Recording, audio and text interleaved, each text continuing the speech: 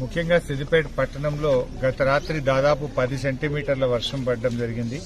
సిద్దిపేట పట్టణ పైభాగంలో ఉన్నటువంటి తొగుట మండలంలో కూడా 20 సెంటీమీటర్ల వర్షం పడి మరి పెద్ద ఎత్తున వరద నీరు రావడం జరిగింది.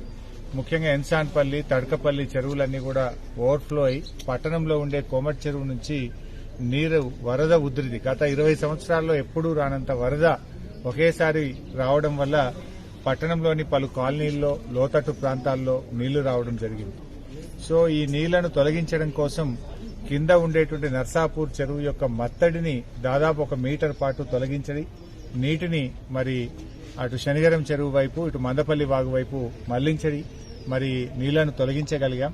బట్ భవిష్యత్తులో కూడా ఇలాంటి క్లౌడ్ బ్రస్ట్ సిచ్యువేషన్స్ వచ్చినప్పుడు, ఇంత పెద్ద ఎత్తున వరద వచ్చినప్పుడు దాన్ని ఎలా తట్టుకోవాలి, దీన్ని ఏ రకంగా ముందుకు తీసుకుపోవాలనే దాని మీద కూడా టెక్నికల్ గా ఇంజనీర్స్ తో మాట్లాడి ఇలాంటి సిచ్యువేషన్ మళ్లీ పునరావృతం కాకుండా కూడా తగిన జాగ్రత్తలు తీసుకునే ప్రయత్నం చేస్తాం.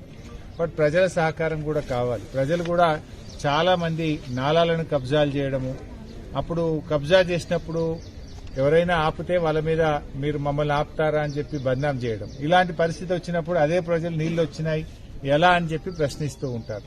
ఇక్కడ మనం అర్థం చేసుకోవాల్సింది ఏంటంటే నాలాలను కబ్జా చేయడం ద్వారా, లోతట్టు ప్రాంతాలని మనం ఇళ్లు కట్టడం ద్వారా, ముఖ్యంగా సెట్ బ్యాకులు లేకుండా మనం ఒక 6 ఫీట్ల వెనుకకి జరగాలన్నా 6 ఫీట్లు ముంగటికి వచ్చి కడుతున్నాం. సెట్ బ్యాక్ లేనప్పుడు ఏమైతుంది, మురికి కాలువల నిర్మాణం కూడా జరుగుతలేదు. వర్షపు నీరంతా కూడా రోడ్ల మీదకి వచ్చి ఇలాంటి ఇబ్బందికరమైన పరిస్థితులు వస్తా ఉన్నాయి.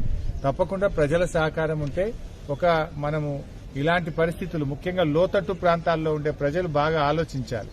మనకు కొంచెం ధర తక్కువ ఉన్నదని లోతట్టు ప్రాంతాల్లో మనం కొనుక్కుంటూ ఉంటాం. కానీ వర్షము న్యాచురల్ గా కోర్స్ ఎలా ఉంటుంది, ఎటు లో లెవెల్ ఉంటే అటువైపే వర్షపు నీరు వస్తూ ఉంటుంది. సెట్ బ్యాక్స్ మీరు కోఆపరేట్ చేయగలిగితే, సెట్ బ్యాక్స్ ఇవ్వగలిగితే మనం వరద కాలువలను, వర్షపు నీరు బయటకు పంపడానికి పెద్ద ఎత్తున వరద కాలువలు నిర్మించి బయటకు పంపగలుగుతాం. గతంలో మనం కోమటి చెరువు నుంచి నర్సాపూర్ చెరువుకు మనం మంచి డ్రైనేజ్ సిస్టమ్ ను బిల్డ్ చేసినాం. దాదాపు గత 20 ఏళ్లుగా ఎప్పుడు కూడా మనకు ఇబ్బంది రాలేదు. బట్ ఈసారి క్లౌడ్ బ్రస్ట్ సిచ్యువేషన్ 20 సెంటీమీటర్ల వర్షం ఒకేసారి రావడంతో మరి బాగా వరద వచ్చినప్పుడు దాని నుంచి పొంగి ప్రవహించినటువంటి పరిస్థితి వచ్చింది. దీని నుంచి కూడా తప్పకుండా ఆలోచిస్తాం. ఇలాంటి పరిస్థితులు మళ్లీ రేపు ఇంకా ఇంతకంటే పెద్ద వర్షం వస్తే కూడా ప్రజలకు ఇబ్బంది కాకుండా ఏం చేయాలి, ఎలాంటి వ్యవస్థ మనం నెలకొల్పాల్సిన అవసరం ఉందనేటువంటిది ఇంజనీర్స్